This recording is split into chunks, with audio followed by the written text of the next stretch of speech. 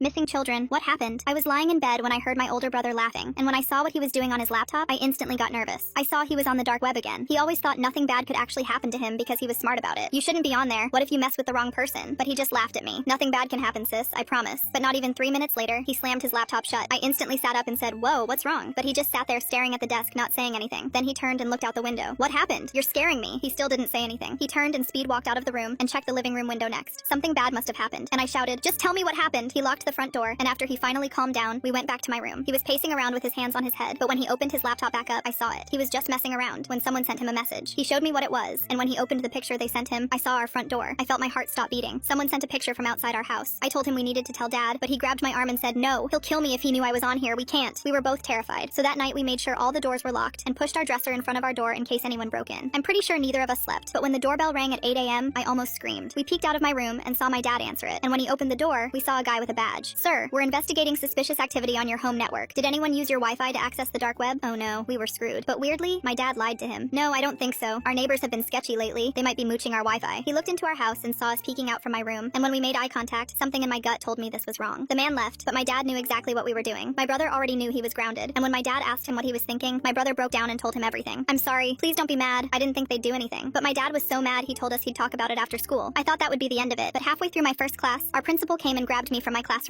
There's a police officer here to see you, and when he walked me to the office, I saw him. I instantly got a bad feeling because there were 2 men waiting for me, and one of them was the same guy who showed up at our house this morning. There's an emergency at your house. We need to take you there immediately. I asked them what happened, but they wouldn't say anything. Just come with us. We'll explain everything on the way. I didn't want to go with them, but when they showed my principal their badges, he told me to go. I walked outside with them, but weirdly their police car didn't have any stickers or lights on it. It was just black with tinted windows. I thought about turning around and going back, but he grabbed my arm and made me get inside. As soon as he slammed the door shut, I knew this was a mistake. It didn't look like a police car at all. We started driving, but they wouldn't tell me what happened. Please, where's my brother? I'm scared. But they looked forward. They locked the doors and we drove past my street. You're not seeing him for a long time. And that's when I realized they weren't police officers. I started crying thinking I'd never see them again, but then I heard the car beeping. They were low on gas. They were arguing, but eventually turned into a gas station. I sat there crying, wondering where my brother was, until I saw the cop car pull up next to us. Both of them instantly got nervous. I knew this was my only sign for help. I took a deep breath and was about to yell and get their attention, but right before I did, I felt something sharp press into my stomach. I looked down and saw one of the men was pressing a knife into my stomach. He told me to stay quiet, and while I watched the only people who could save me drive away, I basically accepted my life was over. We started driving again, but they started arguing. They saw her face, man. If we kill her, they'll know it was us. It was your fault we were out of gas. Then they pulled over, opened the car door, and threw me out. They drove away, and I had to run back to the gas station with my wrists tied together. I'm very lucky to be alive.